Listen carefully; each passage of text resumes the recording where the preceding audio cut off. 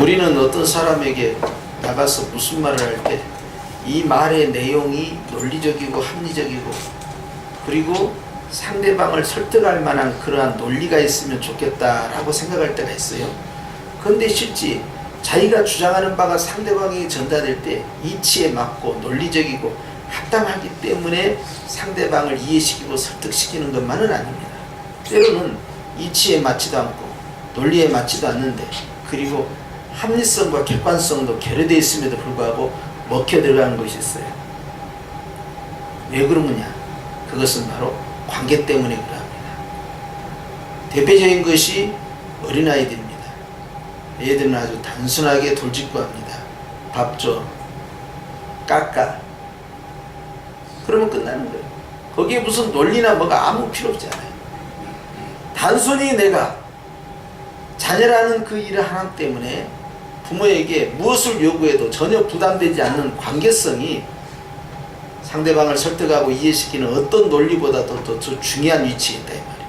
그렇기 때문에 사람들이 권세자에게 나아갈 때도 그 권세자에게 누가 가서 말을 할 것이냐 할 때 권세자와 제일 관계가 좋은 사람을 내보냅니다. 모르드게가 직접 할 수가 없는 거예요.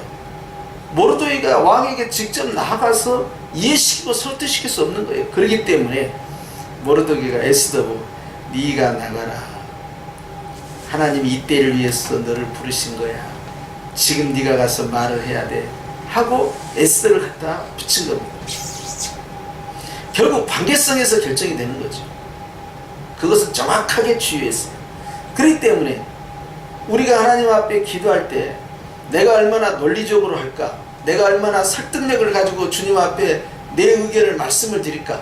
또는 내 소원의 강구가 주님이 마땅히 드려주어야 할 만한 그러한 내용이라는 것을 입증을 한다든지 그런 것을 주님 앞에서 증명을 볼 이유가 하나도 없는 거예요. 주님은 우리가 그런 복잡한 논리 구조를 가지고 설득력 있게 기도하는 것을 원하지 않습니다. 주님이 원하는 것은 넌 누구냐 하는 거예요. 하나님이 아버지가 되지 않고 아저씨가 된다면요, 내가 백날 기도해봐야 아무 소용이 없습니다. 그렇죠? 하나님은 때로는 우리에게 아버지지만 아저씨로 등장할 때가 있네요. 왜 그렇습니까? 두 마음을 품을 때 들어줄 수도 있고 들어주지 않을 수도 있고 먼저 배수진을 치는 겁니다. 하나님이 안 들어줄 수도 있다는 것을 내가 먼저 밑에 깔고 들어가요. 그래서 내 퇴로를 만드는 거예요. 하나님이 혹 들어주지 않는다면 어떻게 하지? 라는 걱정을 가지고 기도할 때가 있어요. 그러면 벌써 기도가 깨지기 시작하는 거예요. 그런데 하나님과의 좋은 관계가 형성되어 있고 특별히 하나님을 아버지라고 부르는 그러한 성도는 주님 앞에서요 아주 단순하게 기도를 하기 시작합니다. 그리고 그 단순한 기도는 주님 앞에서 바로 그대로 적용이 되는 거예요. 오늘 우리 본문에 나와 있는 이 내용에 보니까 주님께서 이렇게 말씀합니다. 시작. 영접하는 자 곧 그 이름을 믿는 자들에게는 여기서 끝나요. 영접한다는 것이 무슨 뜻일까? 영접한다는 것은 환영한다는 것입니다. 영접한다는 것은 맞이한다는 뜻입니다. 영접한다는 것은요 그 다음에 나온 것처럼 믿는 자들입니다. 즉 환영해서 받아들이는 자나 믿는 자나 동일한 내용이에요. 이 내용이 동격이에요. 그렇기 때문에 내가 주님을 환영합니다. 자, 예수님이 가는 곳마다 많은 사람들이 주님을 환영했어요. 그 환영의 인파는 주님을 믿습니다. 바리새인이 주님을 환영했습니다. 됐습니다. 삭개오가 주님을 환영했습니다. 됐습니다. 그 순간에 그것은 바로 믿는 것으로 직결되어 있어요. 그렇기 때문에 환영한다는 것은 믿는다는 것이고요. 이것은 주님을 영접하는 것으로 다 연결되어 있는 말씀이죠. 바로 이스라엘 백성들에게 하신 말씀인데요. 11절 말씀에 하나님께서요 예수님을 통하여서 원하시는 바 자기 땅에 자기 주인이 왔는데 그걸 영접하는 자가 적다 이 말이에요. 그럼에도 불구하고 그 중에서 소수의 무리들은 주님을 영접하고 환영한다는 거예요. 그래서 주님이 이 말씀을 강조하시면서 환영하는 자, 즉 영접하는 자, 믿는 자들에게는 다음과 같이 말씀하시죠. 시작. 하나님의 자녀가 되는 권세를 주셨다라고 말해요. 뭘 주셨다고요? 권세를 주셨다는 거예요. 여기에 권세라는 것은 자격입니다. 권세라는 것은 특권입니다. 권세라는 것은 권한이에요.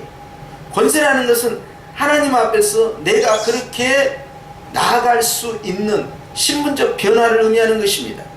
그렇기 때문에 주님을 믿는 것과 믿지 않는 것은요 완전히 다르다 이 말이에요.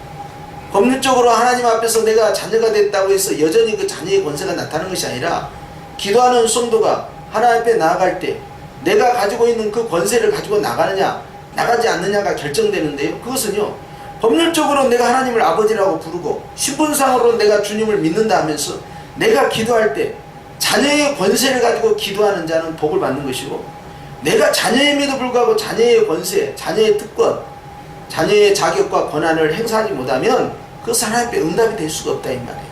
그렇기 때문에 주님께서 우리에게 주기도문을 가르치시면서 첫 문장이 뭐였어요? 너희는 이렇게 기도하라. 하늘에 계신 아버지라는 단어를 바로 써버립니다. 아버지라는 단어는 예수님이 썼던 단어이지만 이 용어를 바로 제자들이 가르치신 거예요. 이제는 하나님은 너희에게 있어서 누구다?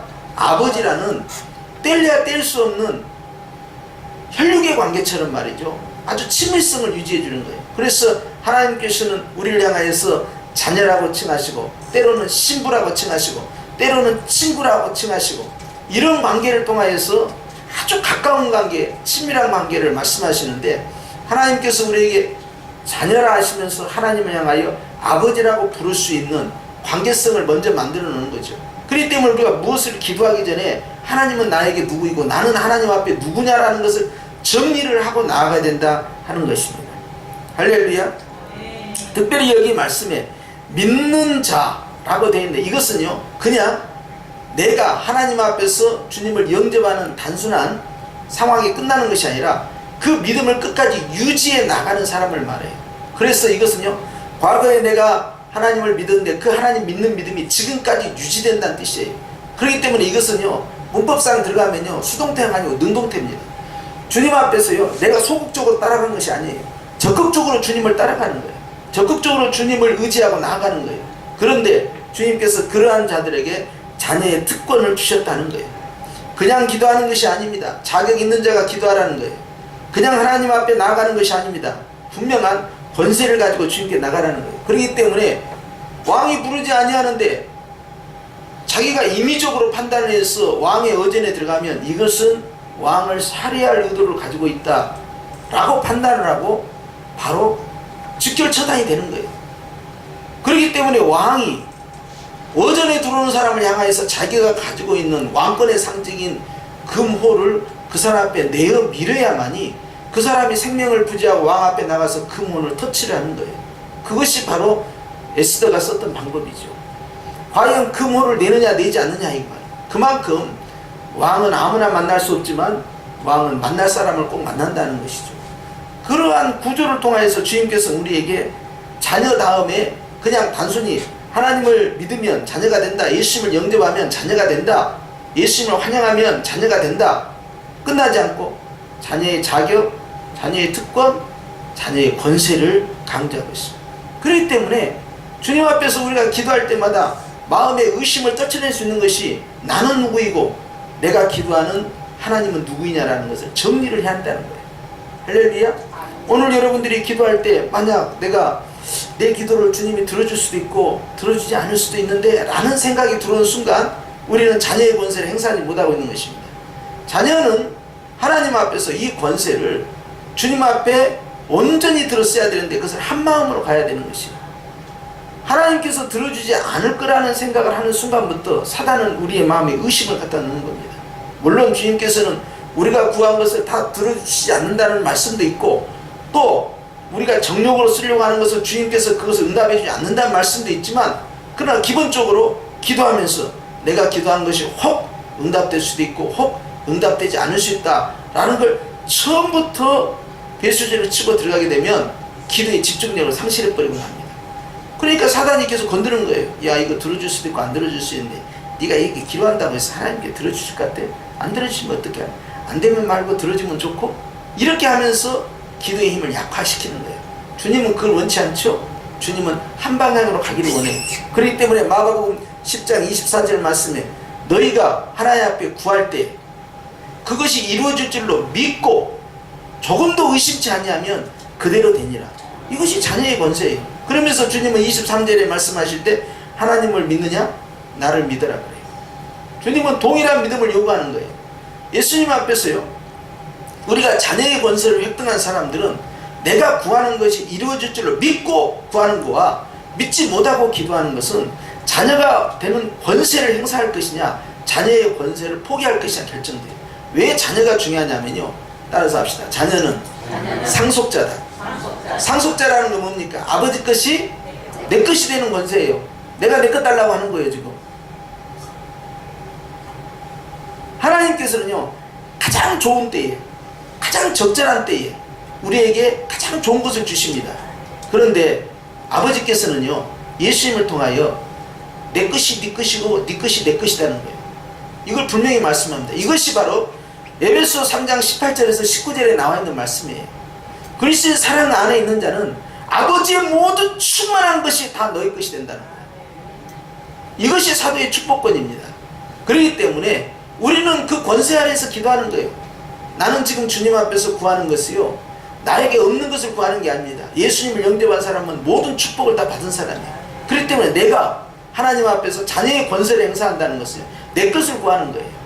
하나님께서 들으시고요, 지금 주면 좋겠다면 지금 가는 것이고, 야 이것은 딜레이가 돼야 된다, 나중에 줄게 하고 판단하실 수 있는 것이고, 야 그거 너 가지면 안 된다, 내가 다른 것으로 채워주겠다 하고 주님이 바꿔주시기도 하는 거예요. 그럼에도 불구하고 자녀가 가져야 할 기도의 자세는 뭐냐? 권세를 계속해서 행사하라. 그것은 말이요, 믿음의 확신이에요. 무엇이라고요? 구하는 사람의 믿음의 확신은 자녀의 권세와 결부되어 있어요. 담대함이 있는 것이죠. 그렇기 때문에 하나님 앞에 구할 때 어떤 자세로 구하느냐, 즉 나는 누구이고 주님은 누구이냐라는 것을 분명히 설정을 해야 된다는 거예요. 그렇기 때문에 자녀의 권세는 바로 기도의 권세로 들어가는 거예요. 생각해 보세요. 야고보서에 주님께서 너희가 엘리야를 알지 않느냐? 엘리야는 우리와 성정이 같은 사람이다.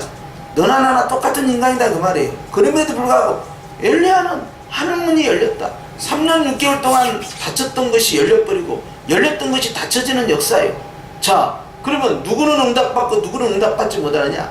엘리야는요, 하나님 앞에서 권세를 행사했습니다. 그 권세는요, 바로 믿음이었던 거예요.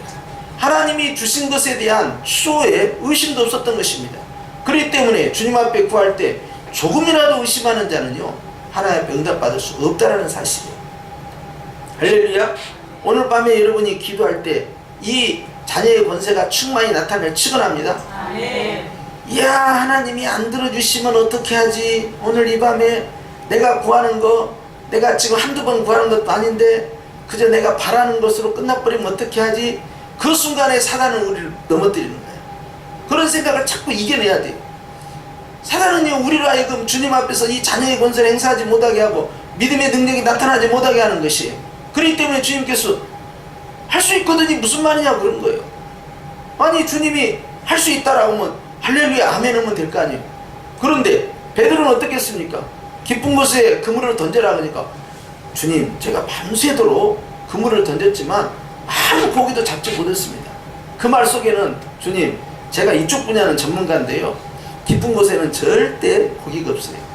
그리고 아침에 그물 던져봐야 잡히지도 않습니다. 내가 이 전문가예요. 그까지 포함되어 있는 거예요. 그런데 어떻게 고백했어요? 말씀하시오며 내가 그물을 던지오리다 했어요. 그런데 베드로와 야고보와 요한이 변화산에 올라갔습니다. 변화산에 올라가서 거기서 주님의 변화된 그 신령한 모습을 보고 내려왔어요. 산 밑에 내려오니까 간질병 걸린 사람의 아들이, 그게 이제 귀신이 들어간 거예요.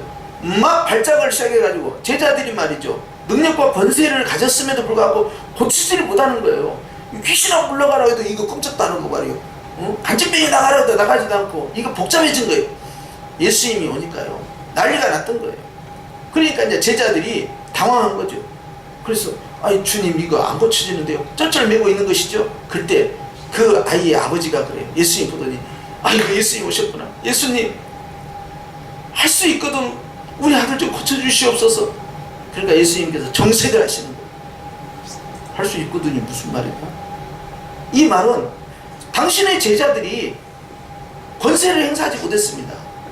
그런데 혹 주님도 못할 수도 있지 않겠냐라는 걸 배수님 딱 친 거예요. 그걸 치면서 주님 고쳐주면 좋고요, 안 고쳐도 저 원망하지 않겠습니다. 그것이 딱 담겨져 있는 거예요. 주님이 그것을 딱 거절해버린 거예요. 수 있거든요. 무슨 말이냐 하는 거예요.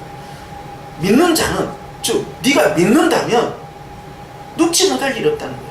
네가 믿는 자, 네가 하나님의 자녀이면 자녀의 권세, 믿는 자면 믿음의 권세, 이것이 나타난다는 거예요. 그리고는 그 귀신을 꾸짖어서 쫓아내니까 제자들이 쩔쩔맨 겁니다. 아이고 주님, 우리는 왜 안 됩니까? 전에는 잘 됐는데 얘는 무지하게 안 나가요. 우리는 왜 안 됩니까? 예수님의 답은 뭐였어요? 기도 외에는 이런 유가 나갈 수 없다. 여기에 기도는 무슨 기도요? 자녀의 기도요. 무슨 기도요? 믿음의 기도요.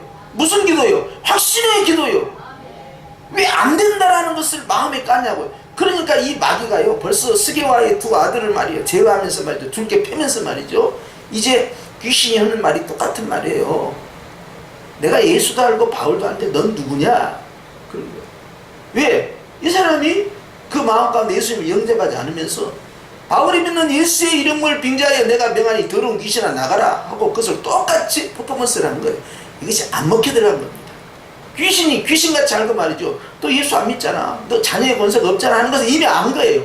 그러니까 얘는 웃기는구나. 그러면 줄게 패버리고 옷을 다 벗겨버린 겁니다. 얼마나 수치를 당한 거예요. 무엇이 문제입니까? 자녀의 권세를 행사하는 사람은요, 믿음에서 출발하는 거예요. 영접하는 자, 환영하는 자, 주님을 맞이하는 자, 주님을 믿는 자, 자녀의 권세로, 그것이 기도의 권세고 믿음의 권세예요. 그런데 우리의 마음의 저 깊은 곳에 말이죠, 마음의 계곡 사이에, 이 마음의 이 바이튼 티 사이에, 거기에 살짝 깔아놔요. 안 될 수도 있어. 항상 되는 건 아니야. 내가 여러 번 기도해봤지만 되는 것도 있고 안 되는 것도 있어. 이것을 계속 깔아놓기 시작한 거예요. 그리고 그렇게 말하면 믿음 없다고 할까봐 남한테는 말 못하고, 할렐루야 그러면 아멘 하고, 믿습니까 하면 아멘 하고, 이럴 줄 믿습니다 그러면 맞습니다 동의까지는 해. 그런데 마음 밑바탕에는 안 될 수도 있는데. 이것이 바로 사단의 틈새 공략이에요. 그리고는 탁 호로 깨는 거예요. 너는 이제 걸려들었다고. 여러분 어떻게 하시랍니까? 오늘 이 밤에도 우리는 주님 앞에서요 똑같이 기도해요. 제가 이렇게 질문할 거예요. 여러분은 다 예수님을 믿는 하나님의 자녀이십니다. 그러면 여러분은 아멘 그럴 거예요. 그렇죠? 그러면 자, 우리는 자녀의 권세를 가지고 믿음의 권세를 가지고 다 함께 주님 앞에 담대히 기도합시다. 그러면 그 다음부터 상황이 이제 개별적으로 나타나기 시작한 거예요. 누구는 올라가고 누구는 안 올라가고, 누구는 올라가다가 말고, 누구는 또 안 올라가다가 또 올라가고, 난리가 나는 거예요. 오늘 주님이 자녀의 권세를 행사하라 이 말이에요.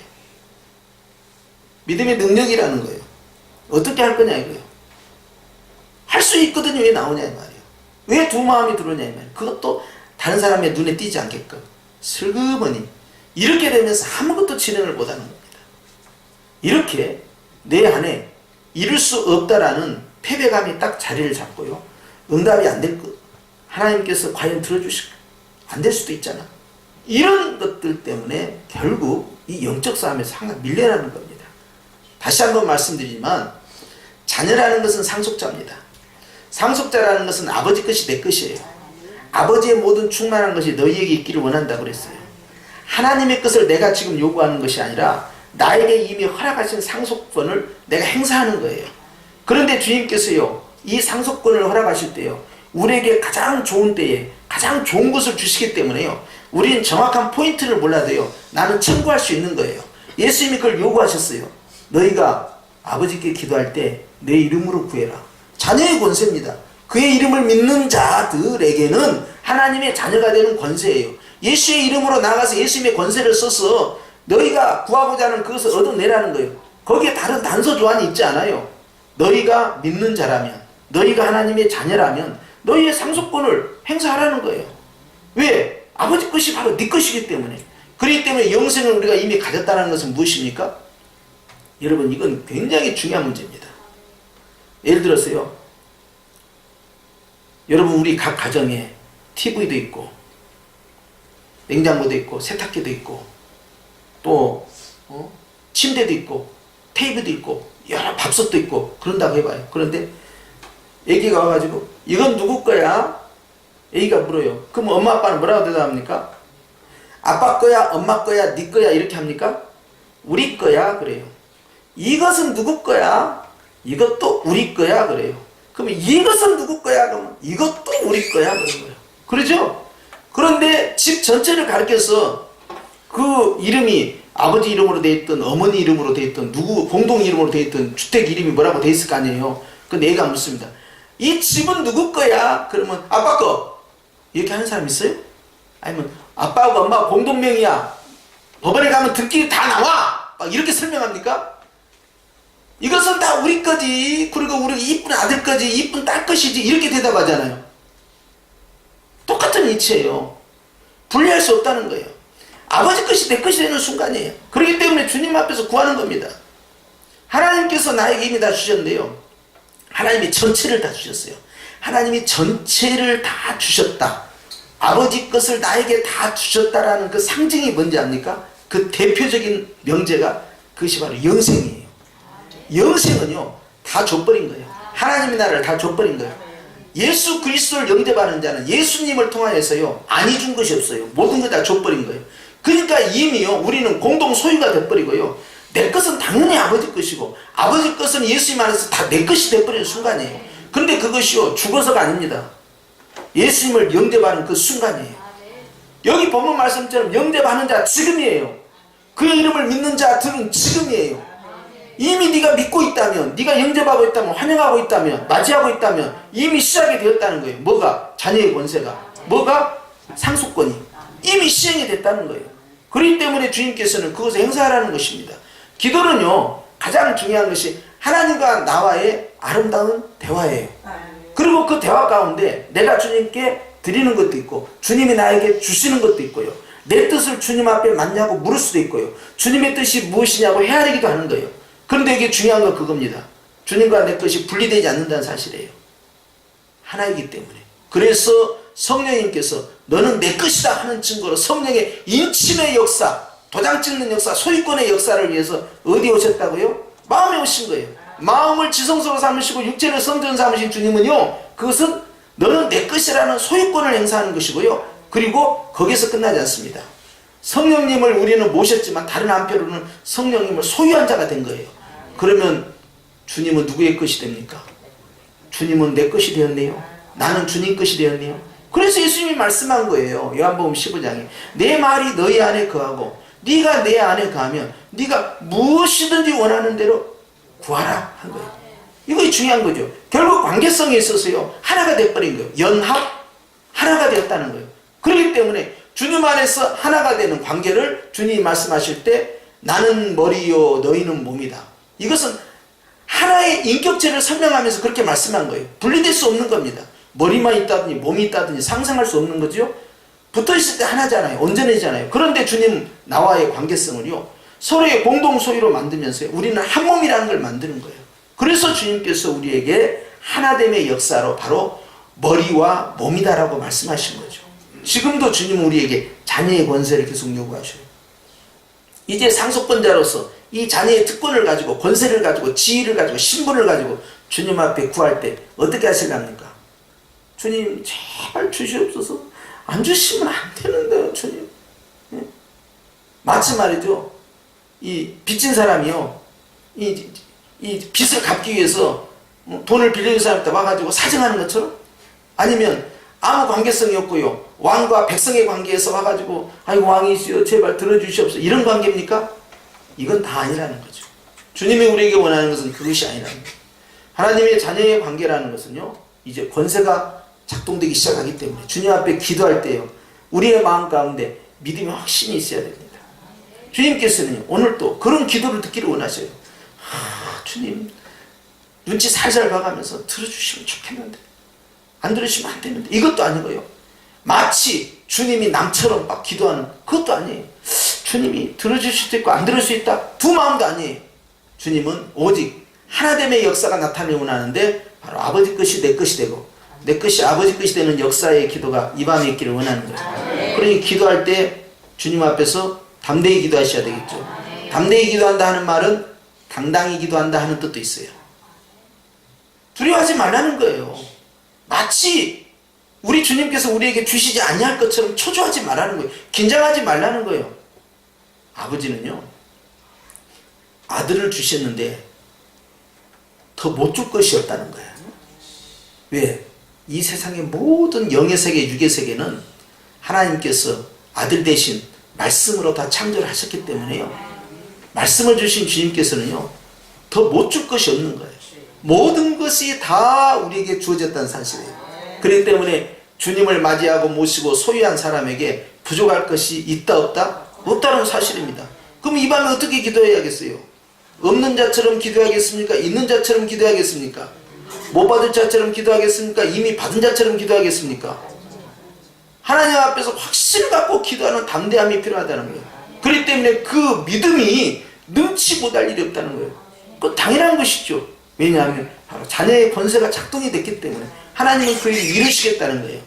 그렇기 때문에 오늘 주님께서 네 기도가 옳으냐 옳지 않으냐 하는 것보다 더 앞서서 준비할 것은 나는 누구인가, 그리고 주님은 나에게 무엇인가, 이거에 대해서 분명히 정리하라는 거예요. 이것이 바로 따라서 합시다. 자녀의 권세. 자녀의 권세. 오늘 이 밤에는 그 기도를 하는 것입니다.